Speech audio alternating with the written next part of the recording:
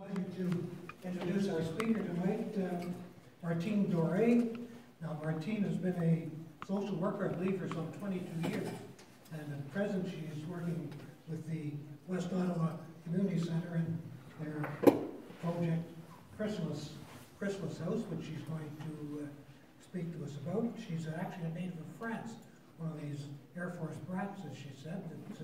So she asked her where she was from, and I guess she's moved around an awful lot. So I guess home is where your heart is or something, but it wasn't a particular location. She's a graduate of Algonquin College, social worker. So Martine, glad to hear from you. Okay, now also tell me, how long do I have? Because once we get going, I can, half an hour, my goodness, okay.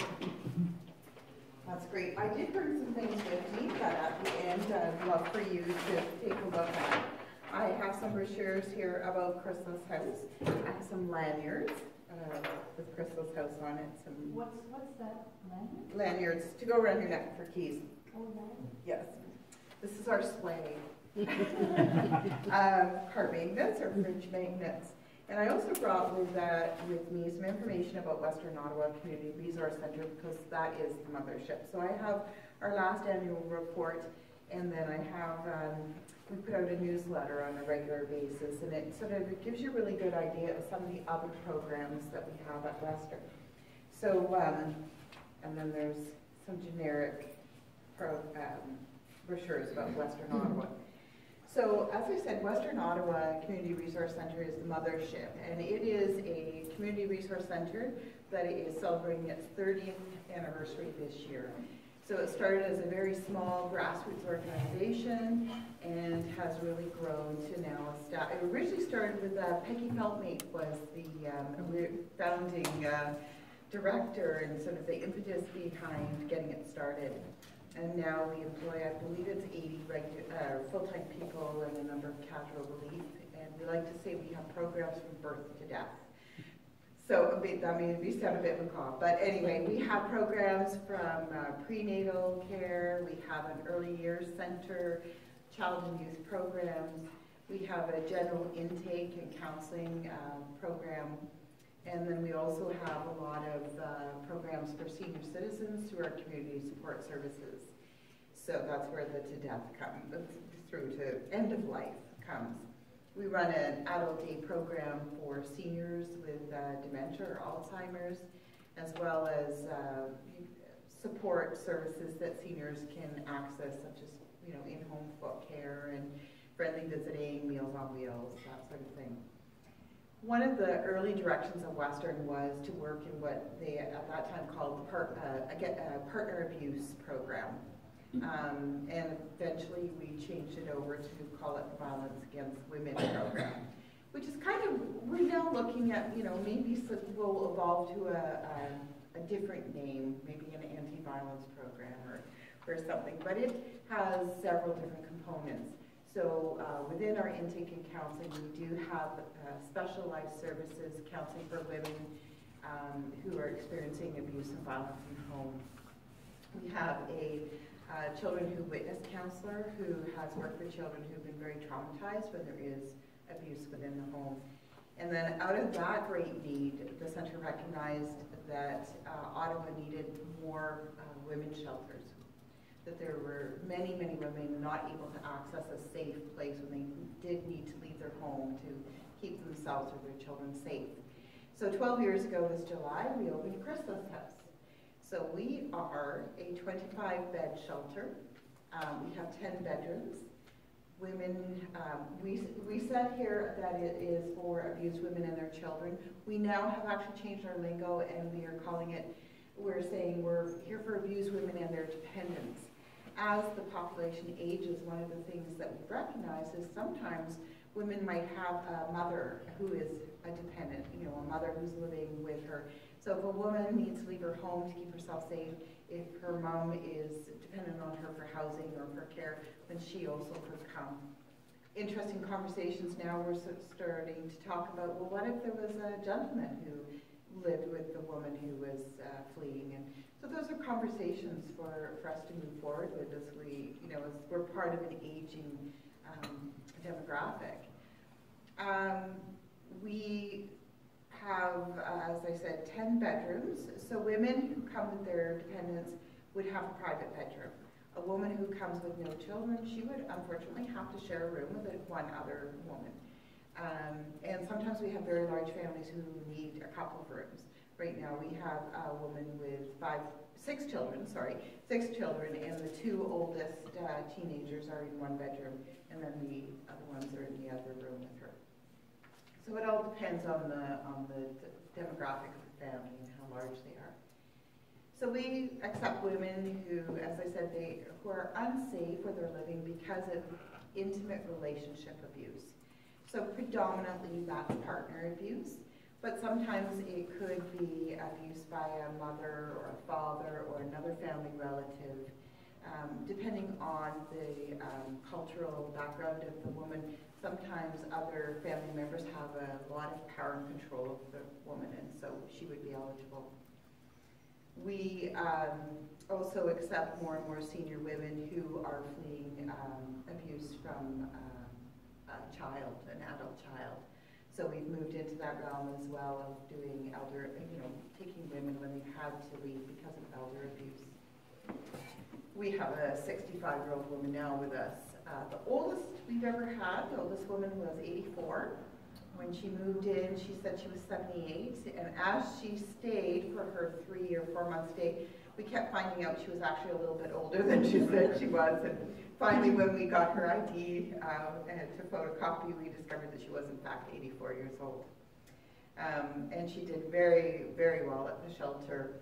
She did need to move on to a type of supportive housing because we realized that she would not be able to live independently, and that was part of the dynamic she was experiencing was abuse, financial and verbal abuse from her son and daughter-in-law, and she was pretty much kept captive in her bedroom, and it was a pretty horrible situation. The youngest we accept are women who are the age of 16 and up. So we've had young women come and stay with us fleeing abuse by parents. And we actually, when the 84-year-old was with us, she was rooming with a 17-year-old. And we thought, well, this is going to be really interesting. And it was a beautiful relationship, I have to tell you.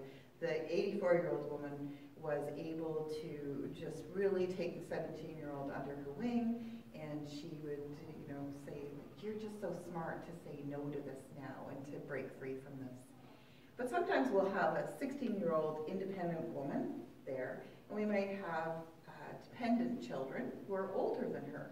So again, another interesting dynamic. One of the differences Crystal's House brought to the Violence Against Women shelter movement was we decided from the beginning that we didn't want to put a cap on the age of male children accompanying moms to shelter. At one time, it was very common that male children 14 and up could not come to a VAW shelter. And we've really moved out of that paradigm of thinking that all abusers are men and that all men are abusers. We have women who are fleeing same-sex partners, or as I said, mothers or other women who are in a position of power and control. And we really want women to make decisions about who's safe based on their behavior, not their gender. So we're trying to break all that down. We also think, how many of you have male children? Yeah, I know I would not go to a women's shelter and leave my son behind. And that was a decision women had to make at that time. So I'm very happy to say that that is changing, not only in Ottawa, but across the province. Crystal's House is engaged with our funder, the Ministry of Community and Social Services, in moving forward with a set of shelter standards. And this is, I think, a really great move towards ensuring that women who access shelters anywhere across the Ontario province are going to have a similar experience with similar guidelines.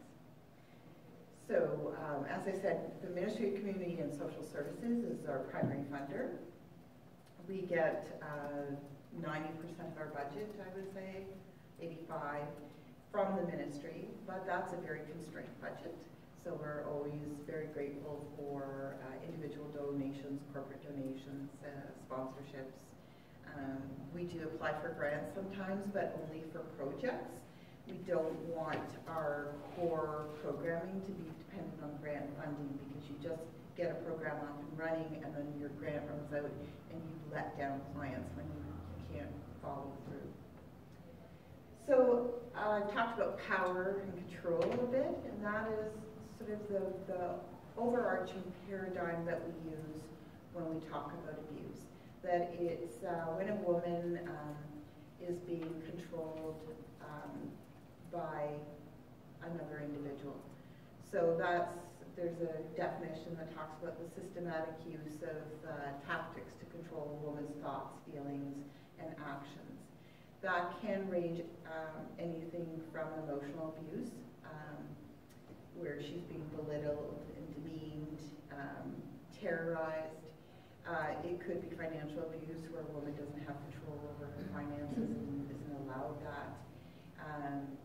Religious abuse, where a woman's not able to practice her own faith because she's being told she can't. And of course, up to and including physical abuse. The emotional abuse is the one abuse that every woman who comes through the doors can definitely identify with.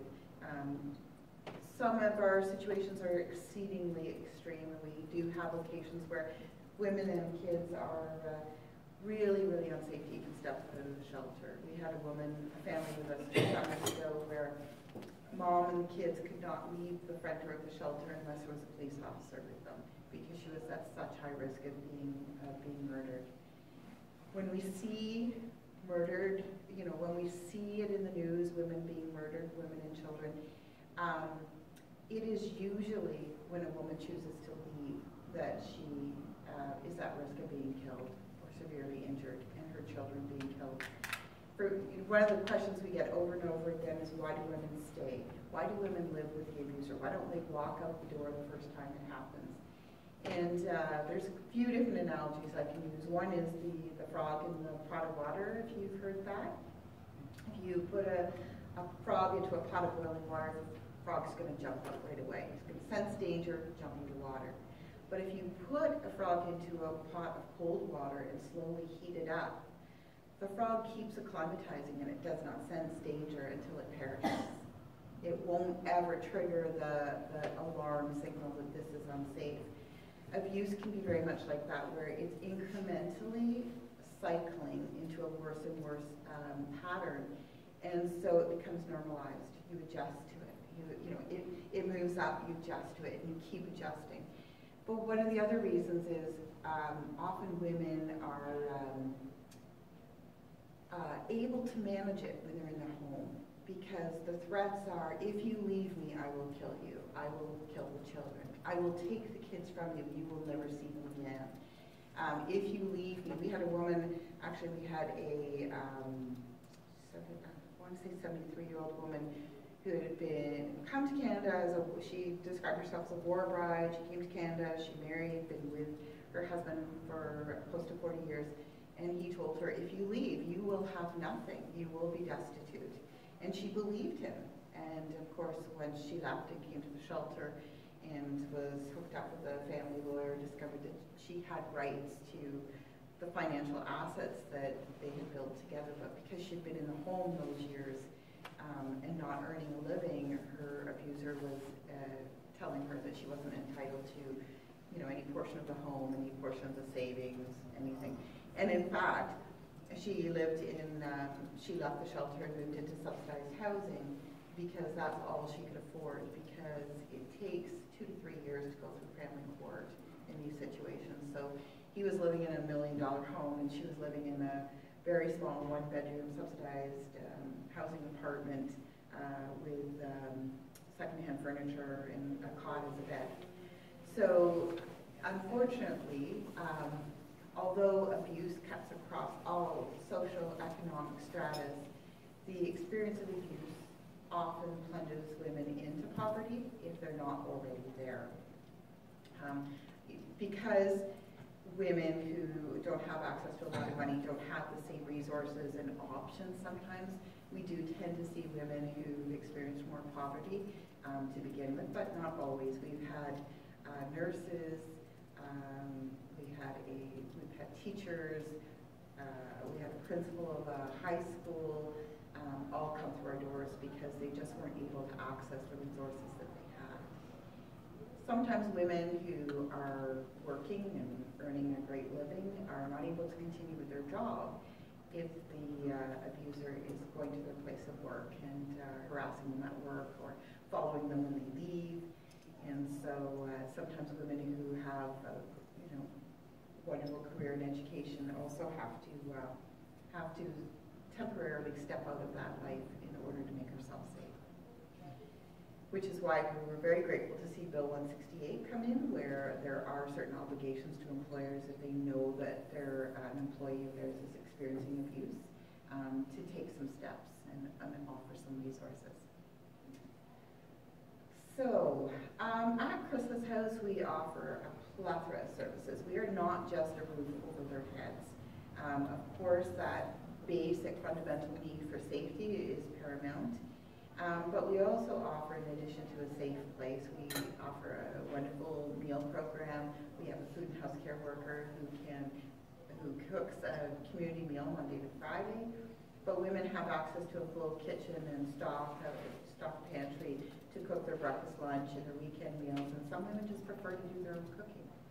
We're often blending different cultures together and different dietary needs. So, might be meeting the needs of someone who needs a gluten-free diet, a family who needs halal foods, kosher foods, allergies. Right now we have in the house allergies to eggs, peanut butter, lentils. Some of them, they can't be in the house at all. Right now there's no peanut butter in the house at all, and there's no eggs in the house. So that's quite interesting. But we offer, in addition to that, we offer life skills programming, really based on the needs of the women in the house at the time, what they want. Women's support group, where they can get together and sort of process their experience of abuse and learn about healthy and unhealthy relationships. We offer systems navigation. Most of the women need to apply for social housing or at least find housing. They might need to see a lawyer. They may need help with their immigration status, education. They may want to go back to school or to improve their marketability in terms of the job and the capacity to earn a living. There's a lot of children's aid involvement because witnessing child abuse is a reportable incident. So lots of the families who come to us already are involved with CAS. Sometimes they become involved during the course of their stay with us. So we provide all that systems navigation, the one-to-one counseling. We, of course, offer recreation programs as well, and sort of respite child minding, and we offer programming for the kids. So depending on who we have in the house, will determine what kind of programming we offer. Sometimes we'll have a whole bunch of teenagers in the house, so we'll run teen groups or youth groups. Sometimes we have babe in arms. Sometimes we have a lot of little toddlers. So we're very fluid in our delivery of service. Right now we have 14 children in the house. Most we've ever had was 19, and that was really very busy. Very, very busy house. And I was going to say something, and now it's gone. And of course, hooking women up to resources in the community to which they're going to live is another big push. Women are with us an average of 3 to 4 months, but every woman's situation is unique. So we look at what her individual barriers are, and we help sort of meet those needs. So if it's a woman with a disability and she needs accessible housing, it's going to be a lot longer than 3 to 4 months to wait for housing. If it's a woman with a large family, that's going to take longer. If she doesn't have identification, that's going to take longer. But however long she's with us, when she's ready to move on, we want to make sure that she's hooked up to lots of community resources and supports. And some women stay with us for a period of time. They return to their partner.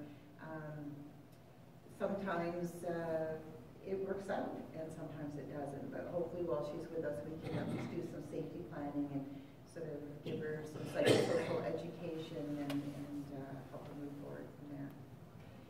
We see approximately 80 women and 80 children in a year. So, as I said, the average length of stay is 3 to 4 months. I think the longest we've had someone with us is 11 months. So it's a pretty busy place, and we're a staff of 10 full-time workers with 9 casual leave, of course, operating 24/7. So lots of moving parts in the shelter. In Ottawa, there's 5 first-stage shelters and 1 second-stage shelter, Harmony House. There's Interval House, Nelson House, Chrysalis House, and then there's 2 francophone shelters, Maison Demité and Maison Demité. So I think that's what I wanted to make sure I got out. And I see, as I said, I could talk on ad nauseum. So what I'd really like to do is ask if anyone has any questions of me that you think you'd like to know. Two things. First of all, is there a waiting list? In other words, do you ever have to turn people away? And second, where do your people come from? Do they just come through the door, or are they referred by police or other social agencies? 2 good questions. We rarely carry a waiting list. One of the reasons is if a woman identifies that now is a good time for her to leave and we're full, we're going to work to try and get her somewhere else. So if we're full, we're going to call Interval House or Nelson House. If all the VAW shelters are full, then the City of Ottawa will put women into hotels, and then as soon as VAW shelters have space, they can transfer into the shelters. We do turn away, we receive about 600 calls a year on a 24/7 crisis line. Not all those calls are women looking for shelter. Sometimes they're just looking for support and counseling over the phone. Sometimes that call could be the same woman calling 3 days in a row to try and get a bed. We do put beds on hold for specific reasons. For accessibility, we're a very accessible shelter. So if a woman needs an accessible space or there's a barrier for her to go to another shelter, then we would put a room on hold. If she's transferring from another city because the abuser found her at the shelter, we would put a room on hold. So waiting list is kind of an arbitrary thing. There's always more need than there are spaces. That's the unfortunate thing. We're in a business where we would really like to work ourselves out of a job. Unfortunately, we don't see that happening within my lifetime. But our referral sources, we've been tracking that now, and we get a lot of self-referrals. So women who call us up because they've heard of us from a friend or a relative. We get calls from other social service agencies, from other VAW shelters, from the Ottawa Hospital. We get a lot of calls from emergency rooms, police, Children's Aid Society, schools, high schools for those younger women. However a woman finds out about us, we're happy to take the call. We do the assessment over the phone. Our criteria is that it has to be, that a woman is unsafe in her current situation. So although the needs of women who've experienced historical abuse are also very great and valid, we are funded as a first stage emergency shelter. So we take referrals anywhere. I know when I talk to a group of people in this room, I know at least one of you is sitting there and has had experience of abuse. You've either been abused, your mother's been abused, your sister's been abused, maybe your father's been abused.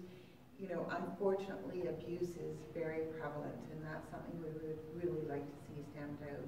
And I mentioned abuse against men because I usually do get a question about what about men who are abused. We really consider ourselves anti-violence workers. Abuse is never okay, no matter who perpetrates it or who experiences it. Our area of expertise and our funding source is to work with women. But if a man calls us and he's experiencing abuse, we're going to work with him on the phone to help find some resources. There's no specific shelter for men who need to leave their homes due to abuse, but there are some other resources and counseling services. So we would definitely work with any caller who called saying they're unsafe. Any other questions?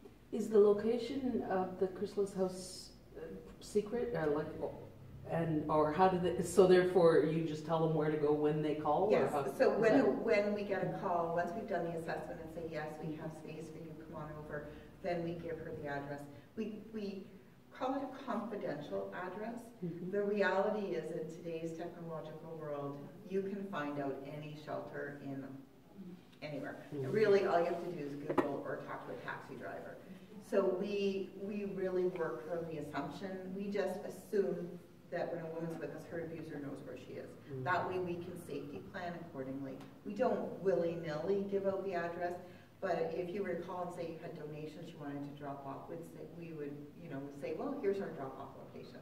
Mm-hmm. So it's, we prefer to be really pragmatic and go from that understanding that people can know if they want to know.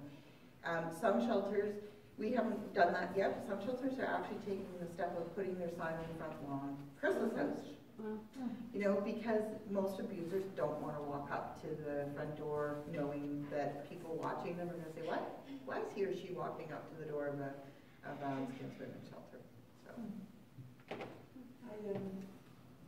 I wanted to share a story. I don't know if it's relevant, but I experienced, through my work, I used to work with the Christmas Exchange, which provided Christmas hampers and food vouchers to families in need. And I had a woman on our list who fled after she asked for assistance, and I ended up getting quite involved in her family situation because her abusive husband got my phone number. Wow. And ended up trying to get me to divulge his wife's location. And he was relentless. He called me 4 or 5 times a day. Where's my wife? I love her. It's a mistake, blah, blah, blah. And I ended up wondering what I needed to do to get this man to leave me alone. He was that bad. It ended up going to the board of directors of the organization to talk about employee policies. Like, what do they do? This man is harassing me to try and get to his wife. But the one thing that I really came away with was just that short period of time for about 2 weeks where I was harassed by this man. What it must be like for the woman leaving him.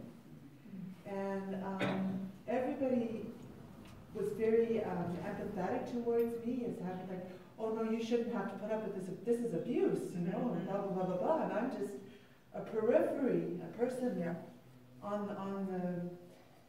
What sort of help do these women get in terms of just their mental health, the support that they must need to get over maybe years of. This man was obviously a very controlling man, and he would have been the type who controlled his wife's every movement. When she leaves that environment, what kind of help do we have for her available? I can't imagine, like, with our healthcare system and everything the way it is do you feel a good amount of support for the women psychologically to get through what they've been through? That's a great question. So, and this is an area where we're really building our own capacity. So we're recognizing women and children who come to us have experienced trauma.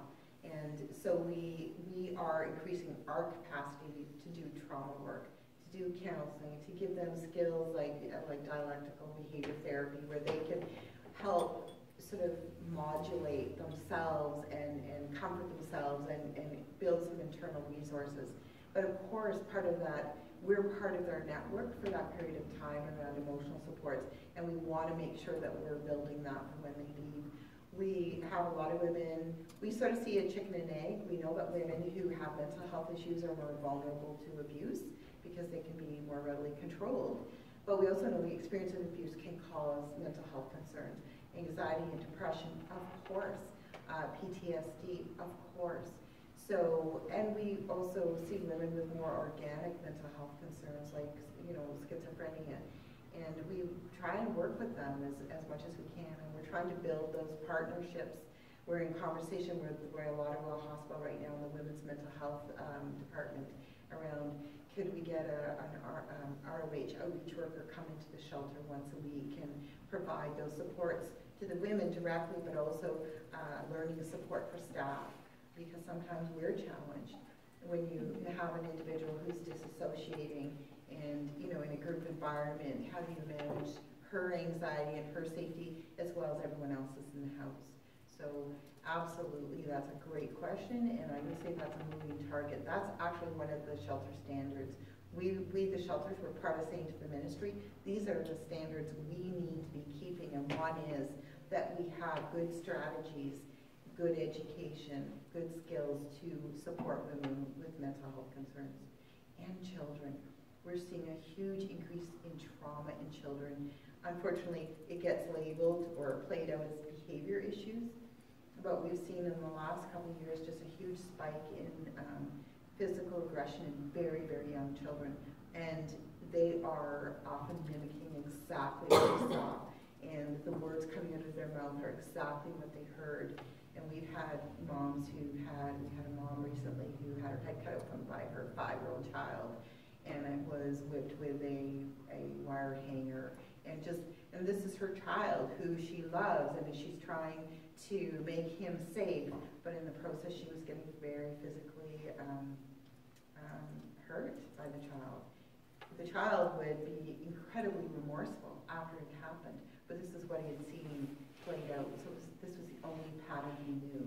So working with that child to try and find new coping mechanisms, working with mom to find intervention, ways to intervene when that child explodes, that keeps her safe, keeps him safe, keeps the other kids in the family safe, and build new strategies, because we don't want that situation to move out into her home, and we don't want that child to become somebody who uses physical means as a way of letting go of his anxiety when it happens. So it's very dynamic right now. Any other questions? So if we wanted to get in touch with you, we work through the Western Ottawa Resource Centre. I have some of my business cards in my bag, and I would encourage you to just directly contact me. I manage the shelter, so if there was anything you needed or wanted, any information, I would, if you had, you know, donations that you wanted to impart, contact me. I'm the one. What are the type of donations that are useful? I also brought a wish list, which is a little presumptuous of me, but we do get this question, and on our website, Western Ottawa Community Resource Centre has a website, and we quarterly update Chrysalis House's wish list. So things that are really helpful are small household things like pots and pans and dishes and cutlery, because when women are moving out, we want them to take as much as they can. We can't store furniture, so we can't take large stuff. Gift certificates is wonderful because we can put it right into the hands of the women. Gift cards for, you know, PC, like Loblaws, where they had Joe Fresh as well. So a woman could buy diapers, she could buy groceries, she could buy household items or clothing. Those kind of things are very needed. We do accept donations of gently used clothes. We ask it be seasonal because we just don't have storage space. And once a month we facilitate donations being given to the women. We kind of make a fun afternoon of it. But donations, every donation, cloth donation we receive, we have to run through dryers in the garage because the bedbug situation in Ottawa can be quite horrific in some of the social housing and in other places as well. We have to take it, we have a whole protocol around that. But there's other things on here, like we need a digital camera when we do fun stuff with the kids.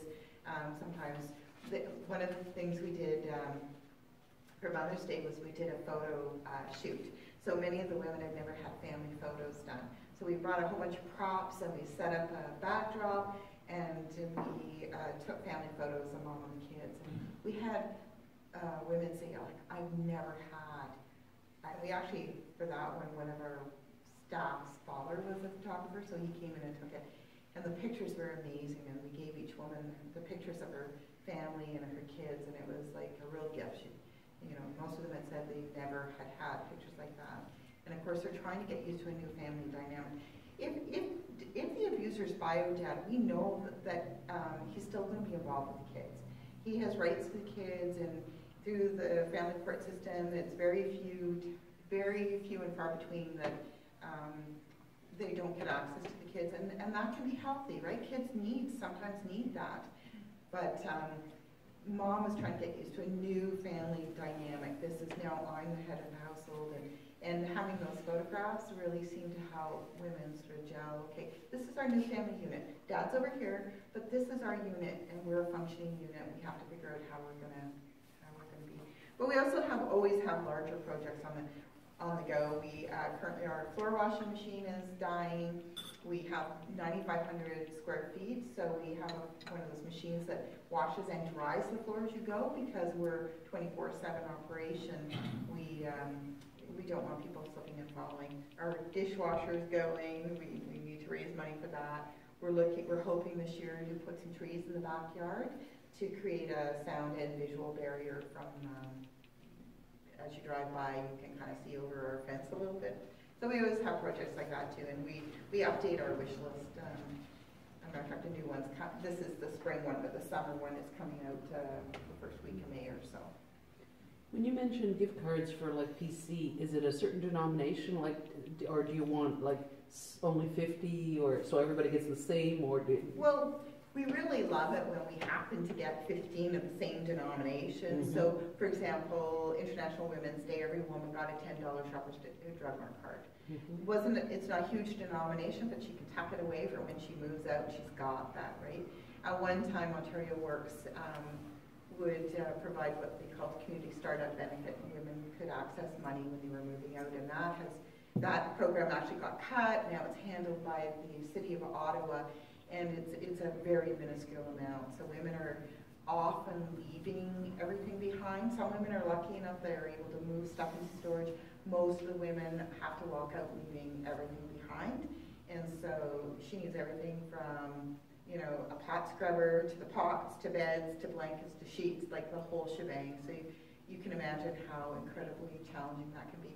We have some great partnerships, by the way. Kanata Food Cupboard, as a woman is preparing to move out of, you were mentioning food banks earlier, as a woman's preparing to move out of the shelter, she puts in a grocery order and she gets, you know, depending on her family size and age of kids, you know, a couple of boxes of, you know, sugar, flour, boxes of cereal, beans, peanut butter, you know, some real basics to get started. You might have mentioned this before, but how many women actually return to the original family structure with the father? Probably about 10%, I would say. And some of those women do come back a year or two later. Some of them don't. Some of them work it out, and you know, he might go for counseling. We don't recommend couple counseling when there's been a power and control dynamic, but if it's somebody who really is willing to do their work and don't want to behave in that way, then we have seen some, you know, reconcile and he's successful in that. And we do see some women who leave one abuser and then 4 years later come back fleeing abuse by a different abuser. But every time it's a learning. And this last year we had 2 young women come who had actually both been at the shelter as dependents for their moms. So that was kind of depressing in a way, right? Like, oh, here's that cycle of abuse perpetuating. But the really hopeful thing about both of those situations were they were younger women who said, yeah, I wasn't going to put up for it. I saw my mom live with it. When it started to happen, I knew it was time to leave, and that's not going to happen to me again. So that I find hopeful. So. Martine, on behalf of the Rotary Club, I'd like to thank you very much for an interesting talk. You clearly live your work, you walk the talk, or whatever they say, and it's very impressive. So we're very delighted that you came now. We don't give you a gift as such for speaking to us, though we appreciate it. But we do have a book that we donate to the, I guess it's the Dr. McDonald Separate School, which is in the Michelle Heights Ritchie area, to their library. Yeah. And we have a little tag here. If you would sign that, it'll go into the library in your name as a remembrance of your speech. So thank you very much. And if you'd sign Well, that. thank you. This is a wonderful idea. I just love that. What a great idea. Okay, print to the first.